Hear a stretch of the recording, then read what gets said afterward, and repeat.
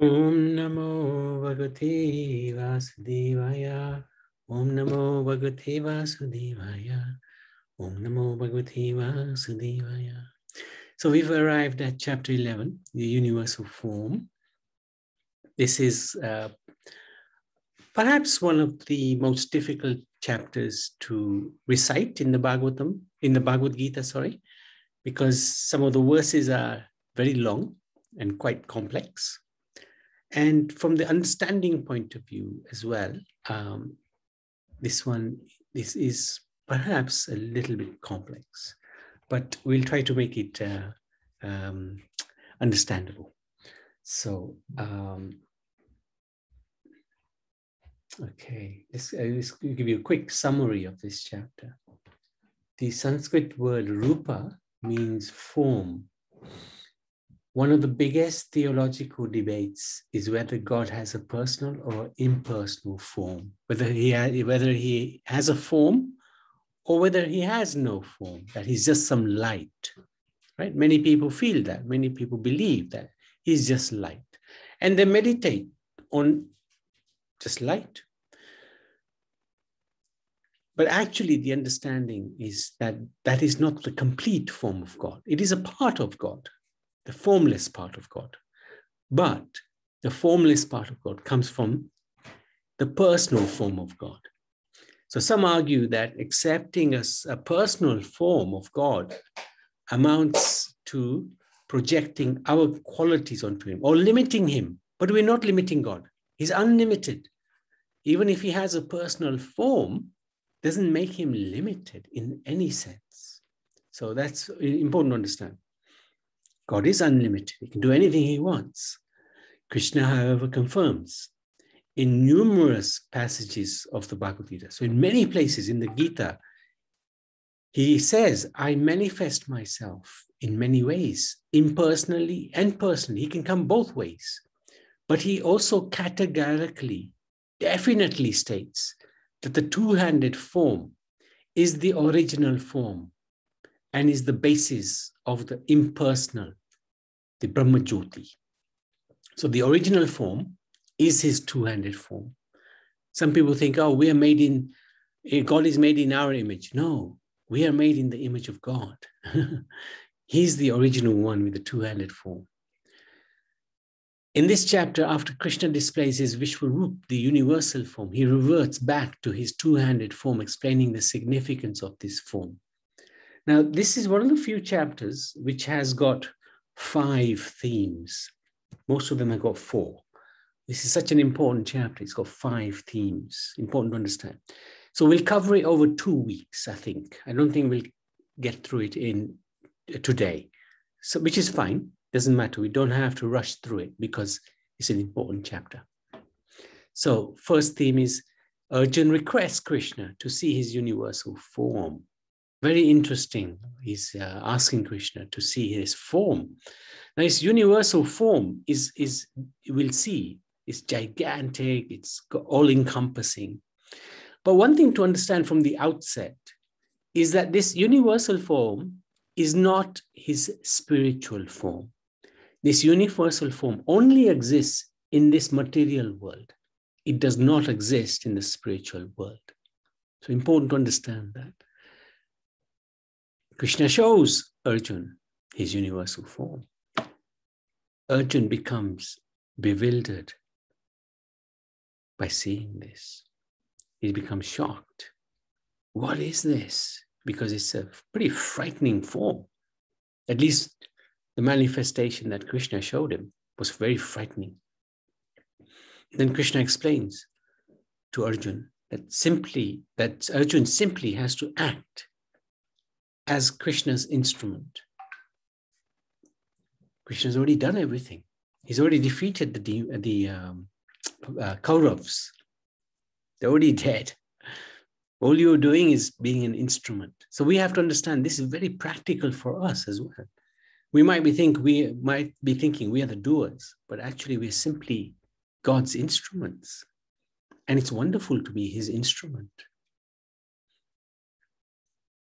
Let him do all the hard work. All we do is follow what he says. And Arjuna then asks for forgiveness. And then Krishna goes back to his two-handed original form, stating that this can only be seen by pure devotional service. So it's a very powerful chapter, okay? Let's go through the verses.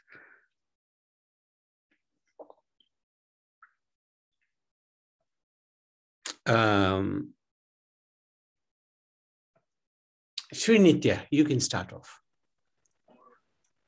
Text 1. Arjuna said, by my hearing the instructions you have kindly given me about these most confidential spiritual subjects, my illusion has now been dispelled. O lotus-eyed one. Text 2. O lotus-eyed one, I have heard from you in detail about the appearance and disappearance of every living entity and have realized your inexhaustible glories. Text 3. O greatest of all personalities, O supreme form, though I see you here before me in your action position as you have described yourself, I wish to see how you have entered into this cosmic manifestation. I want to see that form of yours. If you think that I am able to behold your cosmic form, O my Lord, O Master of all mystic power, then kindly show me that unlimited universal self. Wonderful, wonderful. Thank you for reading that. So, quick summary. This is where Arjuna is asking. He makes a humble request from the Lord. Please, show me this form that covers the whole cosmic universe. And he asks in a very humble mood. And you notice he doesn't ask for material things. He's still asking about Krishna. He's not saying to Krishna, please give me victory, or give me a big kingdom, or things like that. He's just saying to the Lord, please show me your wonderful form. And this is the mood of the devotee. We never want to ask for anything material for ourselves when we're approaching the Lord. We just want to ask for his blessing, to do something for him. That's the most important thing. One may ask why Arjuna makes such a request to see the universal form, since he can see Krishna. He's already seen Krishna, the Supreme Personality of Godhead, and he's completely satisfied, as he confirms in his previous chapter. Right? He tells Krishna that I am happy. I can understand you are the Supreme. Clearly, Arjuna, he doesn't have any personal agenda in seeing the universal form, but he's actually requesting this for other reasons. Right? And what are those reasons? He wants to prove to the world, without any doubt, Krishna's position as the source of everything. Very important. So he wants to show everybody, Krishna is the Supreme. He wants to set a standard for anyone in the future who claims to be God to show similar opulence. Unfortunately, our modern world is nevertheless plagued with so-called incarnations and God-men claiming to be the latest saviors of society by dint of the fact that they have mustered up some popularity or mastered a few magic tricks. Don't be fooled. Everybody in this course, if somebody claims that they are God, let them show their universal form. Don't be fooled. Don't accept just anybody as God. God is God, and everybody else is his subordinate. But there are some people who like to cheat. They do some magic tricks. They produce some ashes, which can be easily produced by just lighting up a piece of paper. And foolish people believe, he's God. No, God is not that cheap. So we have to be very, very careful. Somebody says they're avatars, you have to prove it. So the lesson is we should not accept just anyone as God. Okay? There are many indications of a genuine incarnation. As described in the scriptures, they perform astonishing activities They're accepted by the guru and the devotees. And they have special markings. There's so many ways we can distinguish the real avatars of the Lord from those who are just pretending. So don't be fooled. Many people get fooled very easily. So don't get fooled, okay? You're young and you are able to understand this, that the Lord is always the Lord. He's not somebody who is an ordinary person. He's extraordinary. And somebody claims to be God, they may be able to do some tricks, but can they lift Govardhan Hill? Can they show their universal form? They'll have many arguments why they won't do that. But that is a sign that they are pretenders. Okay, let's go into how, oh yes, so this is a little idea. This is such an important subject. It's worth just double going through it. The real avatars, they're predicted in the scriptures in advance.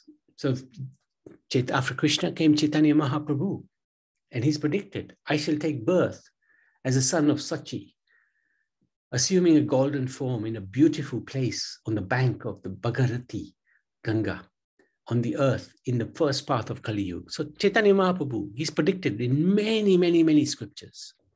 And he came 500 years ago. And then he performs extraordinary activities, lifting of Govardhan. He gives divine knowledge, Bhagavad Gita, to Arjuna. He shows his universal form, the Virat Roop. There you go. Extraordinary form. He has a particular mission when he comes. He doesn't come just to doss about or enjoy with the ladies as such. Of course, Krishna did have his wonderful gopi friend, but he wanted to satisfy their desires as the Supreme Lord. And he has bodily signs on his palms and his soles of his feet. So these are some indication of different types of symbols on his feet. And he's got them on his hands as well. And Krishna is regarded to be the source of all the avatars, known as Avatari. All right, let's hit the next few chapters. Ishwari and Kishori, both of you can. We're just writing down questions which we're taking. You're doing it, so we'll go maybe after you choose someone else. Oh, okay, yes, good. Pali. Hare Krishna Prabhuji. Hare Krishna. Text 5. The Supreme Personality of Godhead said, My dear Arjuna, O son of Partha, see now my opulences, hundreds of thousands of very divine and multicolored forms. Text 6. O best of the Bharatas, see here the different manifestations of the Adityas, Vasus, Rudras, Ashwini Kumars, and all the other demigods. Behold the many wonderful things which no one has ever seen or heard of before. Text 7. O Arjuna, whatever you wish to see, behold at once in this body of mine. This universal form can show you whatever you now desire to see and whatever you may want to see in the future. Everything, moving and unmoving, is here completely in one place. Text 8. But you cannot see me with your present eyes, therefore I give you divine eyes. Behold my mystic opulence. Text 9. Sanjaya said, O king, having spoken thus, the Supreme Lord of all the mystic power, the personality of Godhead, displayed his universal form to Arjuna. Thank you. Okay. Now, who is Shavi?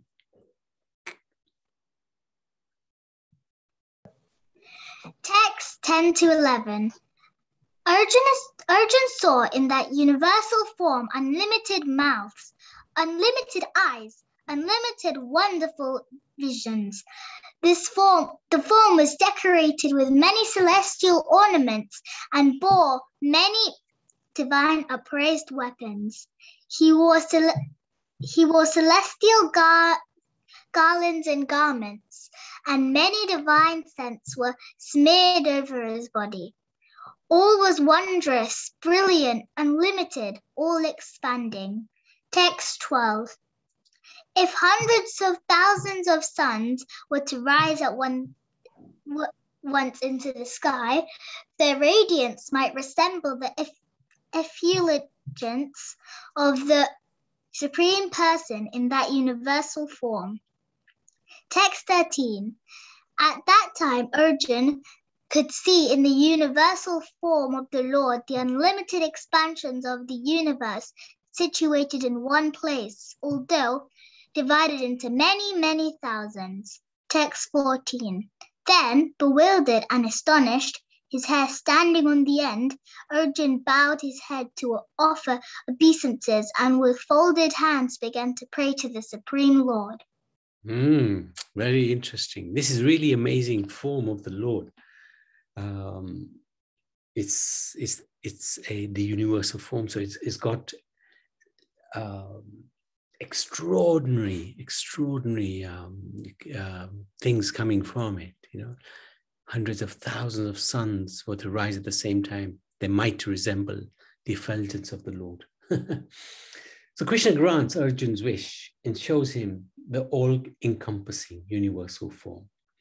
While God is the source of this universe, he is simultaneously the universe itself, in the sense that he is present within his own creation.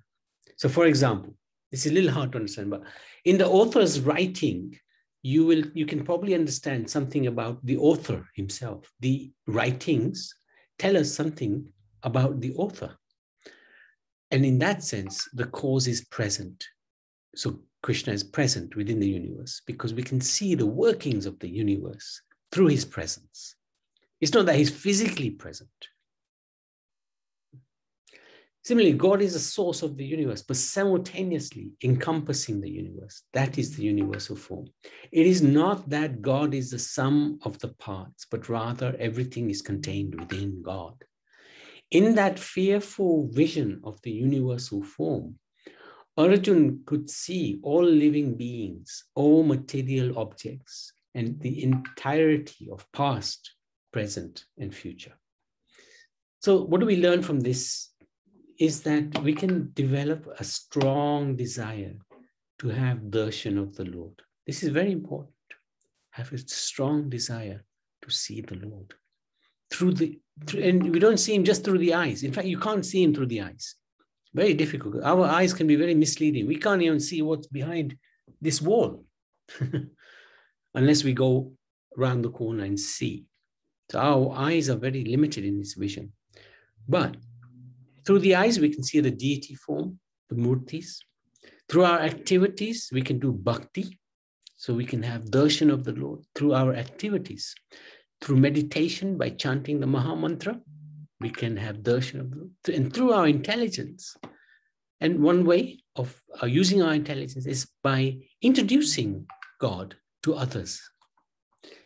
In that way, we can have darshan of the Lord. So we can have this strong desire to have darshan of the Lord by doing things for him. This is a very strong lesson. It's a very important lesson. Try to do as much as we can for the Lord. Although we can't do anything, we can become his instrument. And he will act through us if he wants. If he sees our sincerity, if he sees our humility, he will do many, many great things through us. But he's doing it. It's not that we're doing it. Okay. Very good. Let's go to the next one. Okay, I'd like to read. Are you ready, Ishwari Kishwari? Yes, Prabhu. Go for it. Text 15. Arjuna said, "My dear Lord Krishna, I see assembled in your body all the demigods and various other living entities. I see Brahma sitting on the lotus flower, as well as Lord Shiva and all the sages and divine serpents." Text 16. O Lord of the universe, O universal form, I see in your body many, many arms, belly, mouths, and eyes expanded everywhere, without limit. I see you in no end, no middle, and no beginning. Text 17. Your form is difficult to see because of its glaring effulgence, spreading on all sides, like blazing fire or the immeasurable radiance of the sun. Yet I see this glowing form everywhere, adorned with various crowns, clubs, and discs. Text 18. You are the supreme primal objective. You are the ultimate resting place of all this universe. You are inexhaustible, and you are the oldest. You are the maintainer of the eternal religion, the personality of Godhead. This is my opinion. Wonderful. Okay, thank you, both of you. Well read. Manhar.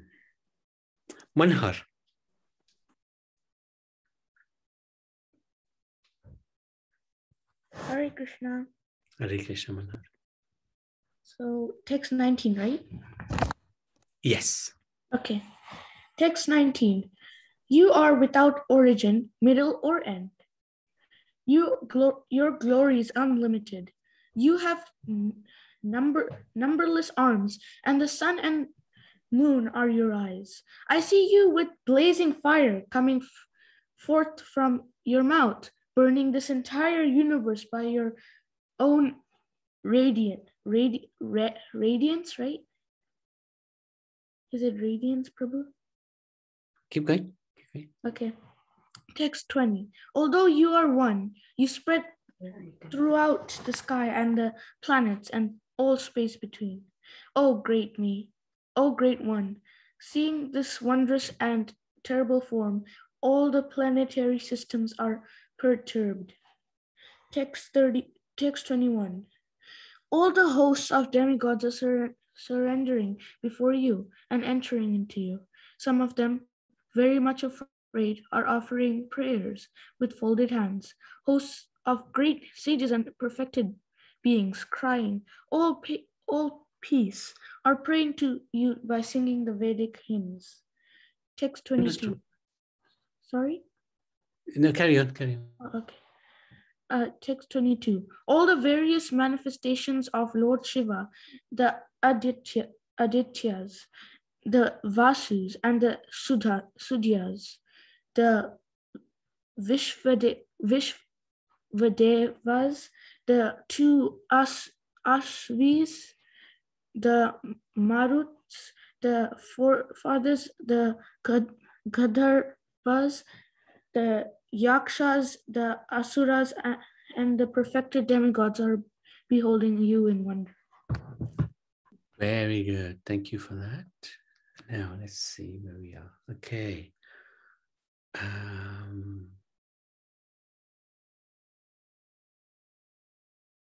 Preslav.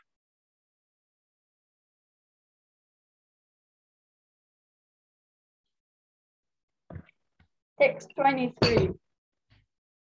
O mighty armed one, all the planets with their demigods are disturbed at seeing your great form, with its many faces, eyes, arms, thighs, legs, and bellies, your many terrible teeth, as they are disturbed, so am I. Text 24.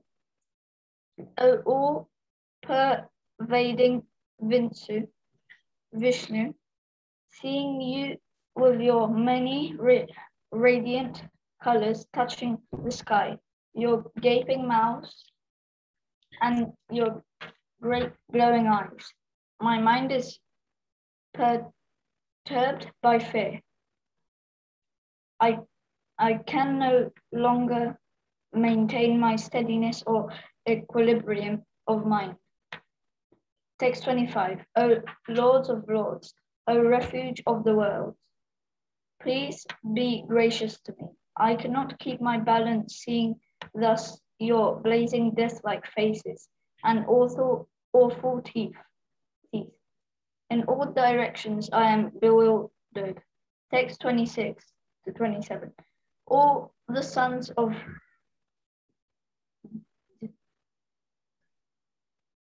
Dhritarashtra, along with the allied kings and Bhishma, Drona, Karna, and chief soldiers also are rushing into your fearful mouths, and some I see trapped with heads smashed between your teeth. Very good. So, last lot here. Let's have Meera. Text 28. As the many waves of the rivers flow into the ocean, so do all these great warriors enter blazing into your mouths. Text 29. I see all people rushing full speed into your mouth as moths dash to destruction in a blazing fire. Text 30. O Vishnu, I see you devouring all people from all sides with your flaming mouths, covering all the universe with your effulgence, you are manifest with terrible scorching rays. Text 31. O Lord of Lords, so fierce of form, please tell me who you are. I offer my obeisances unto you. Please be gracious to me. You are the primal Lord. I want to know about you, for I do not know what your mission is. So Arjun's become completely bewildered. He's seeing so many of the opposition speeding into the mouth of Krishna and being eaten. It must have been one scary sight. And he is pretty scared. He was the most bravest of all the warriors, and yet he was pretty bewildered. So you can see this form was pretty gruesome. Anyway, let's do a quick summary. Arjun falteringly prays to the universal form, awed by the greatness of Krishna, and begs forgiveness for having treated him with familiarity and friendship. Most religious traditions do not go beyond this majestic understanding of God. They think God is creator. He is, of course. God is great. Yes, we know he is great. God is all-knowing. Yes. God is infallible. But God is much more than that. This is just a small portion of his greatness. This often leads to a fearful exchange with God. Hence, most religions will have God as the fear factor. If I do something wrong, God will punish me. That lacks intimacy, sweetness, and a personal relationship. And we don't also understand his mission. His mission is one, is simple. He wants us back in his world. And how does he want us back in his world? By loving. He wants us to love him. How does he get us to love him? By showing us his sweetness. When he comes as Krishna, he so shows us his sweetness. Wonderful pastimes he enacts in Vrindavan during his childhood. They're so sweet. If you can't fall in love with God by listening to all these pastimes, then that's very, very unfortunate. We know God is great, but that's not enough to love him. To love him, we have to understand his sweetness. Lesson.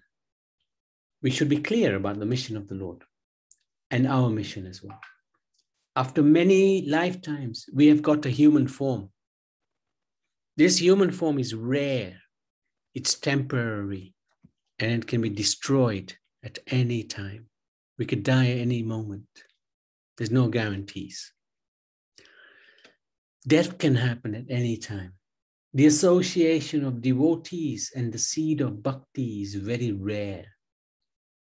Now, somehow, everybody in this forum has got this seed of bhakti implanted. It's very, very, very rare for us.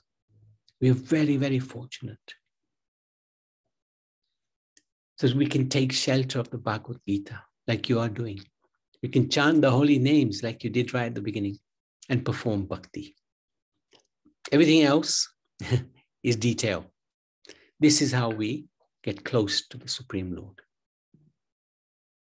But due to our impurities, we need to hear this message over and over again. So be clear, the Lord wants us back in His word through love, through His sweetness. So this is the most important thing. And we have to do our little bit to help Him get us back to the spiritual world. He really wants us back home, back to His place. He's wondering, why are my children so far away from home, struggling in this world, in this miserable world? All right, let's do this. It can be the last bit. Krishna.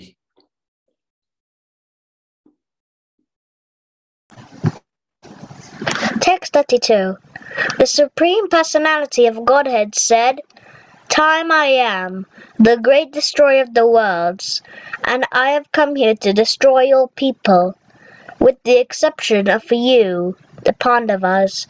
All the soldiers here on both sides will be slain. Text 33. Therefore get up, prepare to fight and win glory.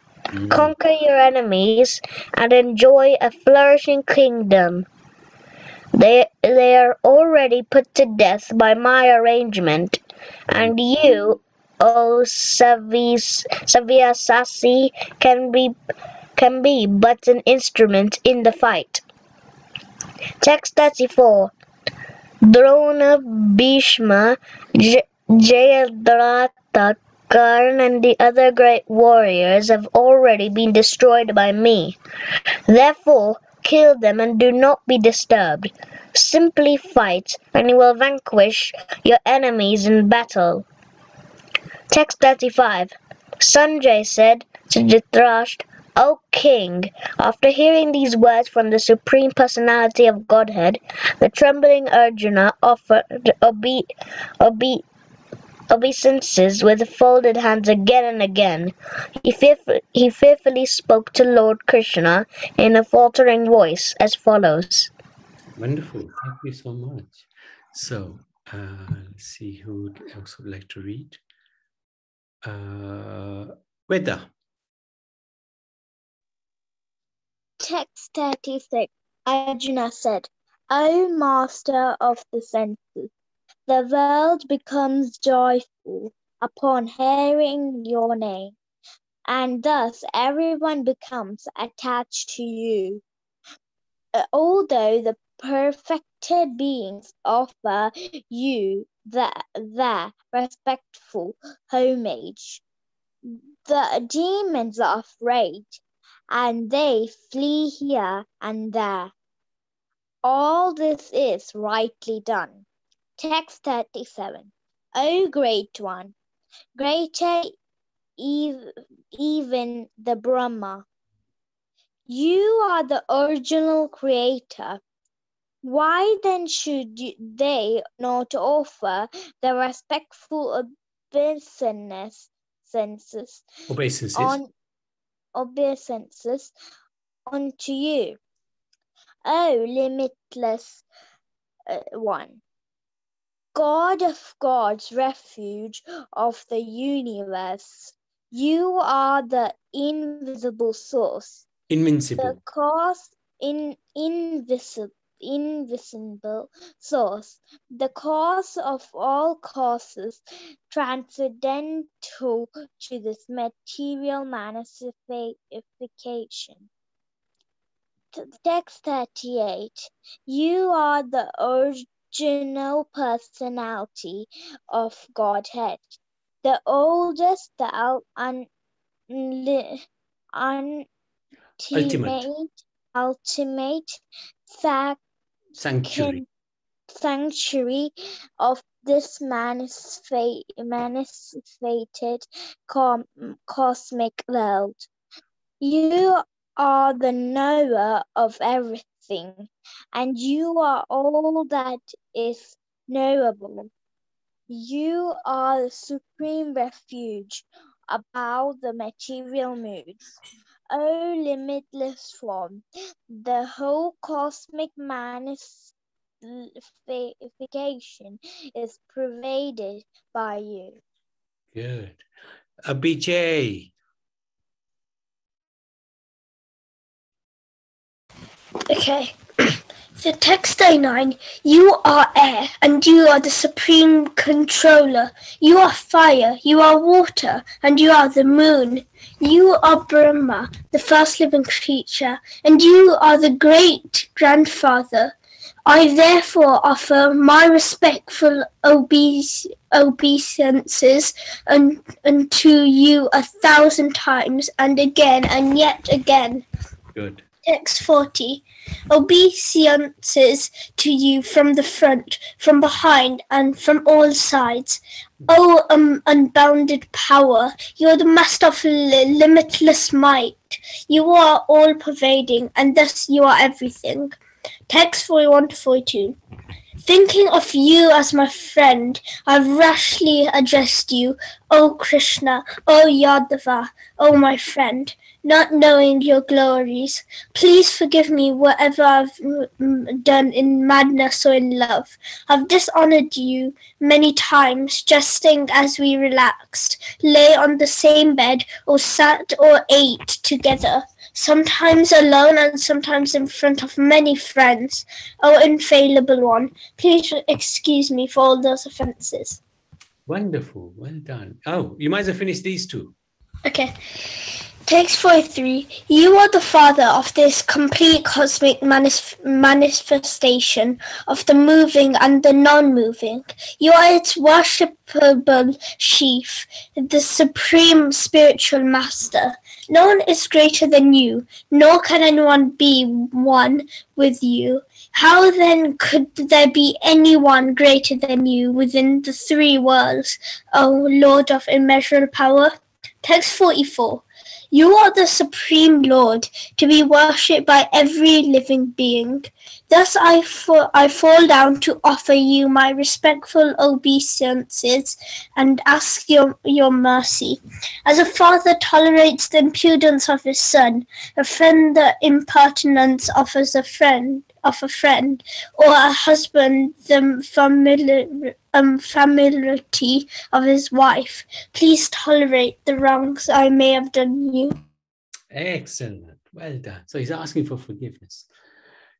And Krishna, one of the verses he speaks here, time, I am the greatest of a destroyer. I'm the great destroyer of all the worlds. This is what Krishna advises Arjuna. And also, the opposition is already destroyed.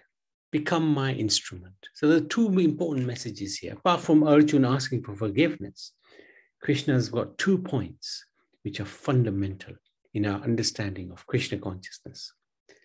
Time is a destroyer, and we can become instruments for God. Appreciating the Lord's greatness, Arjuna offers his obeisances to the Lord, apologizing for his closeness to him and appreciating his greatness. Lesson to learn, don't waste time. Don't waste time, right? Time, he says, Kalo asmi loka shya krit. Time, I am the great destroyer of the worlds. There are unlimited ways we can waste our time. If we want to waste our time, Krishna will give us so many different ways to waste our time. TV. Avoid the TV like the plague. Unless it's some educational program, try not to watch TV.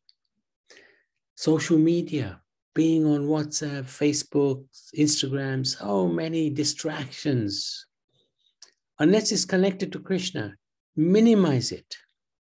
I know you will have friends, etc., and you're going to school, you will want to be in touch with what's going on, but just keep it to a minimum. Too much news, that probably doesn't apply to you. That's more the elders. Gossip, again, probably more the elders. Avoid gossip. Mobile games, avoid it like the plague. Definitely avoid mobile games. Don't play mobile games. This is an absolute, total waste of time. This is my advice to you guys. You might be already playing it, might be even addicted to it, which shows how crazy he is. To try to get away from mobile games, mundane music, Bollywood, or even the pop music. Why listen to that? You can listen to bhajans and kirtans, so beautiful. Social events, probably doesn't apply so much to you guys. Reading mundane literature for leisure and pastimes. Yes, you have to study, so you will definitely have to read mundane literature, but that's for study purposes. If one is doing that for leisure and pastime, passing the time, that is a total waste of time. Life can go by very, very fast. Believe me, I'm 60 years old and time is just flown by without even noticing how fast it's going. And even now, every day is going. Also was shocking that my days were happening very fast. That's fine, Riyansh. So we want to try to minimize the amount of time you waste. I do understand you maybe have to do certain things. Yes, but just minimize it. Game Boy, avoid it like the plague. I know your friends will be into it, but it's not going to help you. So what if you can't compete with your friends playing Game Boy? Who cares? I know you probably care, but it's not going to help you. So just avoid it. Avoid those time-wasting events. You know, it will not do you any good. I'm telling you as your well-wisher. I don't know any of you, practically speaking, but I care for all of you. So, what is Game Boy? Good question. Don't even go there. Okay. Right. Let's close for questions now. Now I know Kishori and Ishwari have many questions. So why don't you start off, Kishori? Let's see how far we get. You may want to do other people first because we've got 11 questions in total. Let's take 2 of them. The first 2 ones, Ishwari. Okay. Why is there pictures in the middle of chapter 11? That picture was the universal form. Okay, I mean, like in my Bhagavad Gita and in my sister's Bhagavad Gita, they've just got like a whole bunch of pictures and then it has the page number in which it should be in. So why does it have that even if... Oh, in the Bhagavad Gita as it is. Oh, that's just for illustration. But why wouldn't they have it like where it's actually meant to be? Oh, no, because printing wise, it can be hard to get it in exactly that place because printers, if you print all the color pages on one big sheet, it's much cheaper. Otherwise, the book becomes very expensive. Okay. Yeah. Okay. And why did Arjuna feel bewildered when he trusted Lord Krishna? Because it was a bewildering sight. You know, he saw this universal form with so many forms and so many heads. And then he saw his kinsman going into Krishna's head, and Krishna's teeth are crushing the heads of the his family. So it must be pretty nerve-wracking to see that. It is pretty nerve-wracking to see that. Of course, his trust in Krishna is there. But when you're faced with such a situation, it can be very bewildering. What is Lord Shiva's snake called? That's a good question. I'm not sure. So let's go to Ishwari. Is that okay? Apparently, Kishori knows the answers to that question. Go on then. I thought it was Sheshnag. No, that's Lord Vishnu's. Yeah, Prabhu, I think it's Vasuki. Vasuki also is not Lord Shiva's snake. But it might be, but I don't think he is. Vasuki is a personality on his own. He's got his own cult. Abhijay.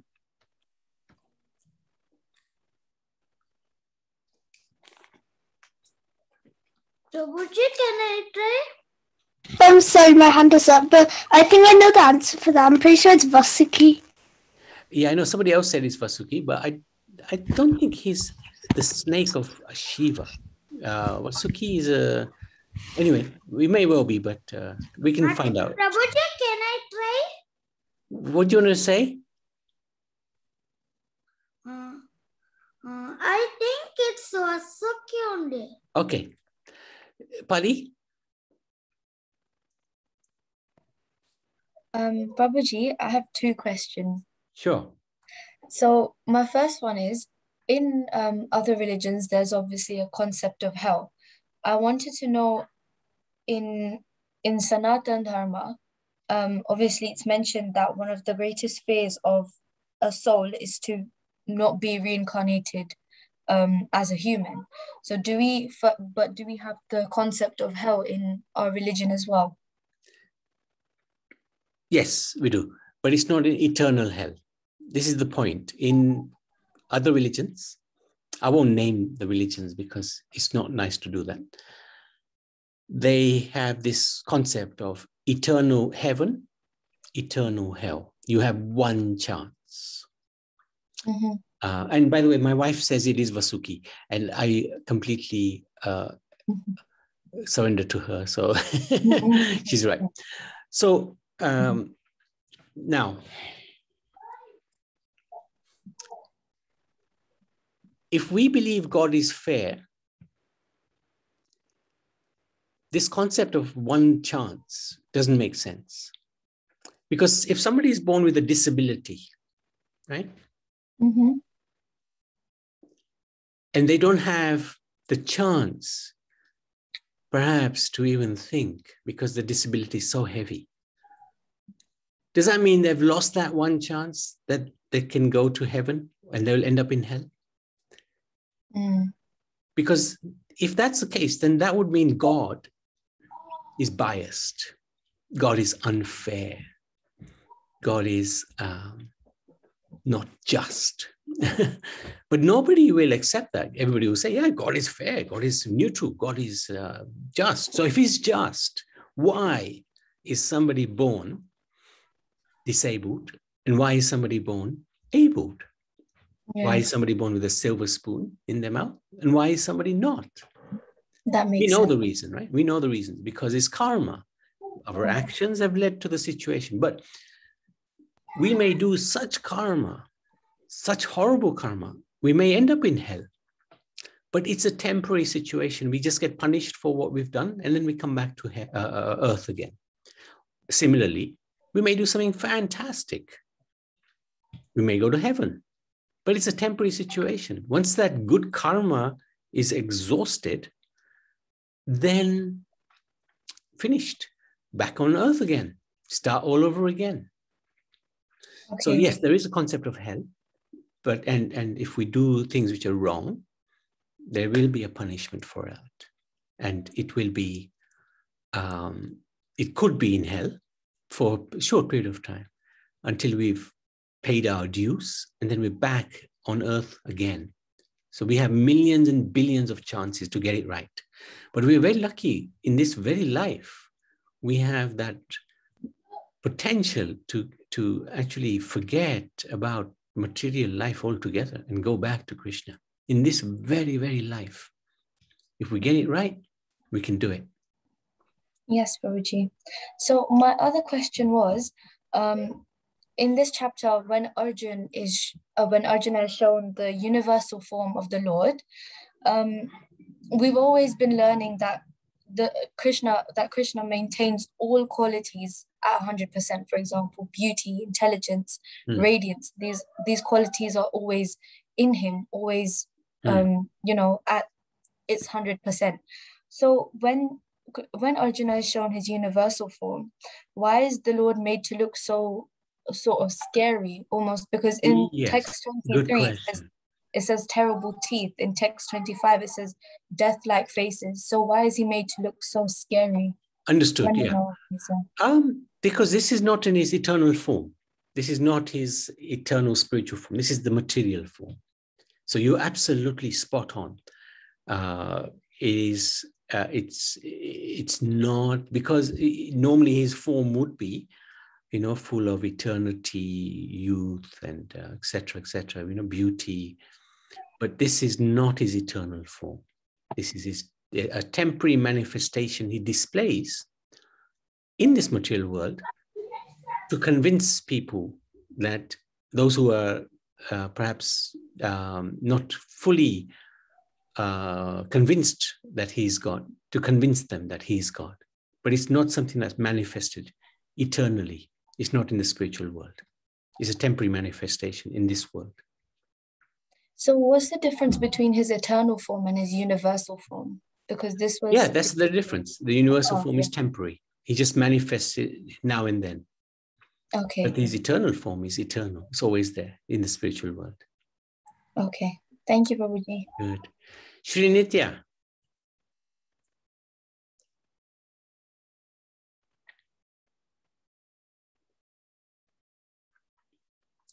Okay, while we're waiting, Arjun.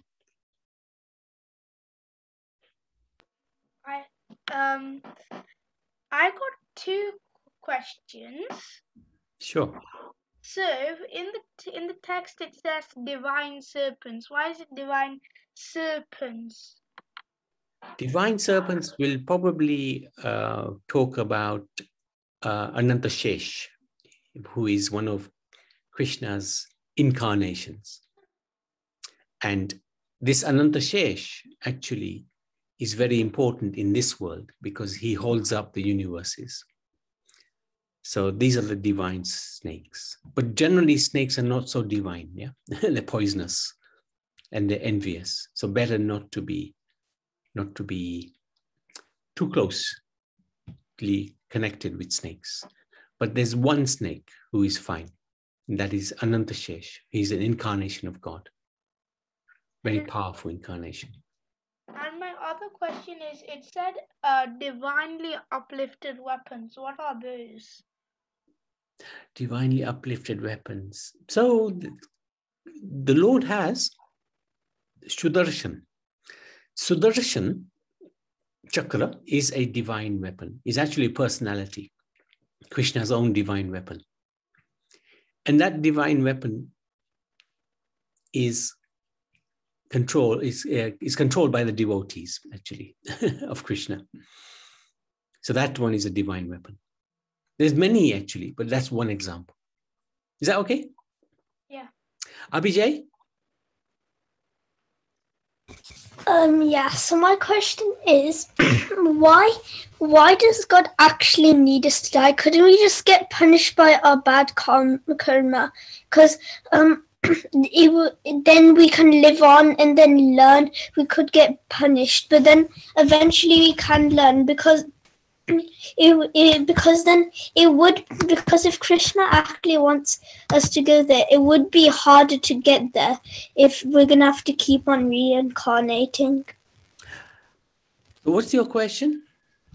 So why does God actually have to make us die? We can actually... Yeah, well, right.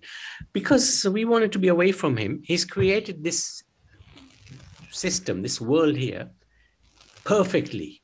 But it's perfectly imperfect, if you understand what I'm saying. It's perfectly imperfect because we are always trying to enjoy, but we'll always be, will never be in the position where we are always happy, because it is made perfectly imperfect. It's designed in such a way that we become closer to God. Now, he won't force us. This is the point. He will allow us our independence, our minute independence, to do what we want. But he will also guide us towards him by making this world perfectly imperfect. There's many strong hints in this world that you can never enjoy. One of them is death. But no matter how much wealth you have, or friends, or houses, or relatives, it's all going to be left behind when we die. That's why this world is perfectly imperfect. It's designed so that it is by default, it will make us closer to Krishna in due course of time. But it might take some time. But remember, this time is very relative. Our 100 years is nothing in the spiritual world. Our 100,000 lifetimes is nothing in the spiritual world. So we might think this is a long time, but actually it's not. It's a very short time. So hopefully we'll be back to Krishna very quickly. Okay, thank you. Good question. Excellent question. I have to say, good questions. Krishna. How many weapons does Krishna have? Unlimited. No limit to his weapons. Now, yes, you can put the, is Riya here? Riya, you can put the code for the what do you call it? Yahoo. What is it? Kahoot. She already has, Prabhu. Oh, good. Okay. Yes, now go for it. You've got 5 minutes. Ishwari and Kishori. Okay, so why do people fake being God? Because they want power. They want adoration. They want to misguide people. They want to misuse people.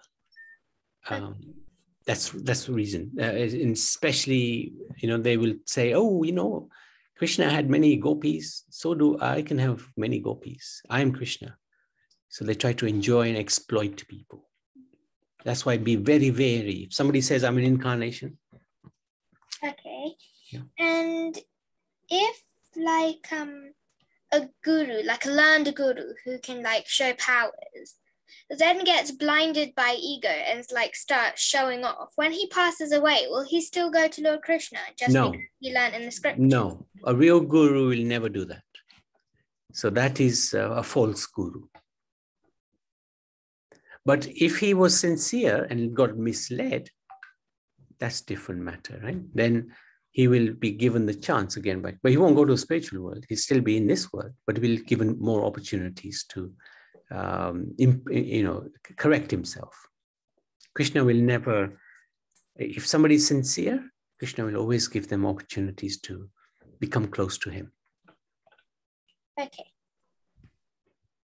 And has any of the other avatars shown their divine form to anyone? You mean the universal form? 1 second, Prabhu. Every time I try to join Kahoot, it says just keep saying I keep getting disconnected. I think the same's happening with my sister. That's a very unlikely chance. Is anybody? Yeah, that's happening with me. That's happening with me. That's also It is happening Same with me. It's happening with me. So It's happening with me as well. I wonder what the problem is. That's happening with me. I tried restarting the whole Kahoot thing, restarting my whole iPad, and it's still saying. Okay. So Ria, I think the problem is your side. Can you ask your mom and dad to see if they can fix the problem? I've got no idea what the problem is, but if they can maybe join Kahoot. I got in. I'm linked to Yeah, Okay, it looks like it's working now. So Devotee, please try. linked to my mom's phone. It's not working for me. It's not working for me. So who actually got in? Me. Me. I haven't got in. Who's me? I still can't get in. Kishori. Prabhuji, I got in and then it just said you got disconnected. Yeah, mine just keeps saying You're disconnected. I wonder why. Is it because perhaps the internet is not strong? No, maybe because the host is actually doesn't have the proper connection. So that's You don't actually have the proper connection. I can't connect myself. Yeah. So Ria, ask your mom and dad to have a look at that, huh? And we'll just wait for that. Okay. So yes, Ishwari or Kishori. Okay, so has any of the other avatars shown their divine form to anyone? When you say divine form, Yes. their form is always divine, right? But if you're talking about a universal form, Yeah. Yes, this is something that not all, a few have, like Vamandev. When he expanded himself, he showed his universal form. When Lord Vishnu creates this world, he manifests his universal form. But it's not a requirement that each avatar has to show their universal form. They can if they want to. Okay, and by the way, these questions are from both me and Kishru. I'm just reading them off the paper we were using. Does Lord Krishna have age? No, he's ageless. If not, why did Arjuna say oldest? Because he is the original. He's the first. He's the beginning. But his eternal age, what is it? 16? Is it 16? His eternal age is 16. He's always looked 16. Eternally. He's the oldest, but at the same time, he's the youngest. He's always a 16-year-old boy. That's his eternal form. He's the oldest because he's the original. He's the first. He's the beginning. Okay. Is it wrong to treat him with friendship? No, it isn't. But Arjuna was a little bewildered because he saw this universal form and he realized, wow, what I'm dealing with here is something extraordinary. It's a little bit like Mother Yashoda. When she saw the universal form in Krishna's mouth, she immediately lost her motherly affection for Krishna, thinking that he is a supreme Lord. So she felt very much in awe and reverence, as opposed to telling him off, giving him a slap. And Krishna didn't like that. He immediately put his yoga maya over her again so that she could treat him like a child. So Krishna again lifted that veil of yoga maya from Arjuna so that he can become in awe and reverence. But he doesn't like that. He likes his devotees to treat him as a friend, as a lover, as a child. That's what Krishna loves. Okay, and my last question, or our last question, why did the soldiers die even if they're on the good side? Krishna wanted to reduce the burden of the armies on earth. That was his mission, one of his missions, to reduce the burden on Mother Earth.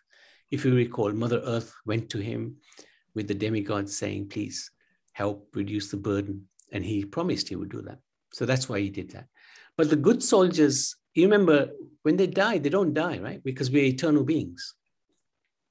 So anybody good would have got their good rewards. So they would be in a better situation in their next life. Yeah, okay. Right, now, is everybody in yet? No, we're just giving Ria time to figure out the problem. Okay, I'm just going to come back in 1 second. I'm just going to pause the recording. So, recording in progress. Well done. Well done. Is everybody in? No, Akasha's still joining. Yeah, I'm in. We give it 10 more seconds. And well done to everybody. There are 28 people and only 22 have joined. Yeah, but remember, there's 3 of me. Yeah, yeah, so Prabhuji's not playing with us. I mean, considering me and Kisha are on the same screen and they're still... That's true as well, yeah, that's true. That's true. It's probably 30, I think, in total. Okay, anyway, let's start. Otherwise, we're going to run out of time. Okay. Good.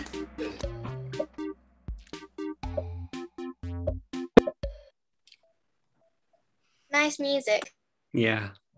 Question 1. How many spiritual relationships are there? 2 million, 5, 1, or I don't know.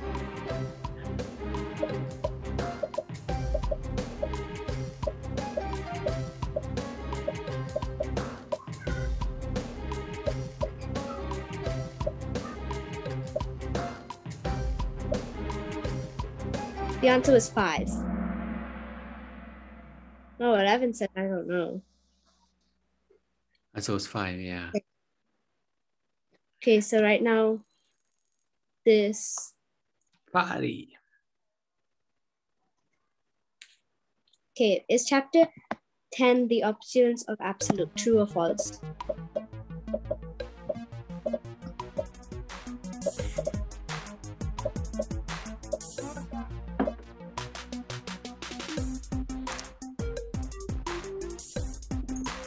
This question we have to remember. The answer was true.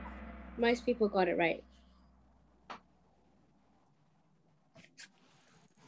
Okay, now Rianch is in the lead.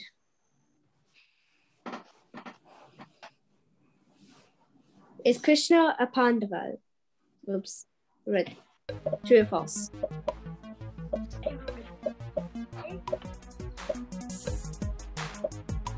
The answer is false.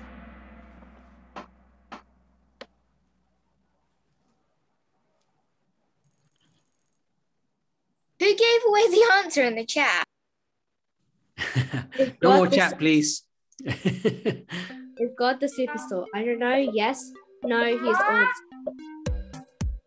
I will come in 5 minutes. The answer is yes. Arjun, we heard you. Someone is shouting. Babuji. Okay, I'm gonna mute everybody except Ria. Okay, 1 second. Is okay, Arjuna Ria, devotee? Yeah? Good, carry on. Good. True or false? Is Arjuna devotee of Krishna? True or false? The answer is true.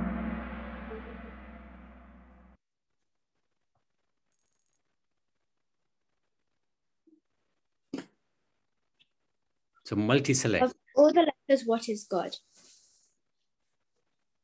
I don't know. A, the start. Z, the end.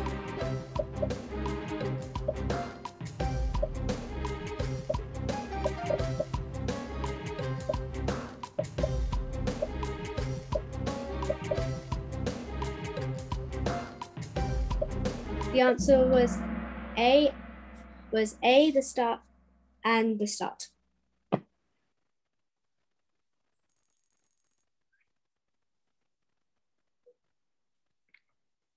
Of the secret things is Krishna is silence. True or false?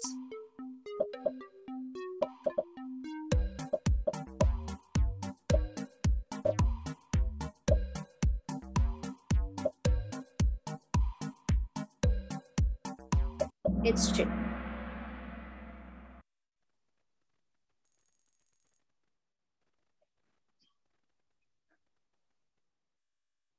What is the Sanskrit word for chapter 10? I don't know. Karma Yoga. I don't know how to say the yellow one. I think it's Vibhuti, Vishra Yoga, or Yoga.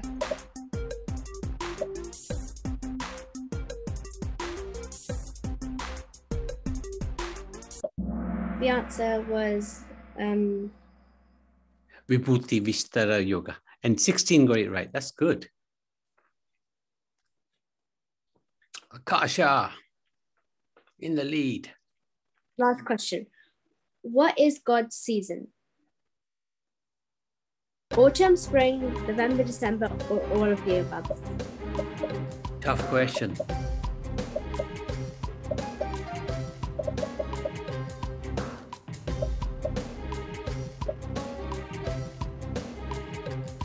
The answer was spring. Good. So in third place, it's Arjun. Second place, it's Lokeshwar. And first place, Akasha. Akasha. Then the Very runner-up good. are Rekha and Gazelle. Very, very good. Yeah, thank you so much. Okay, thank you. Well done. I can unmute everybody if they like to. We shall see you.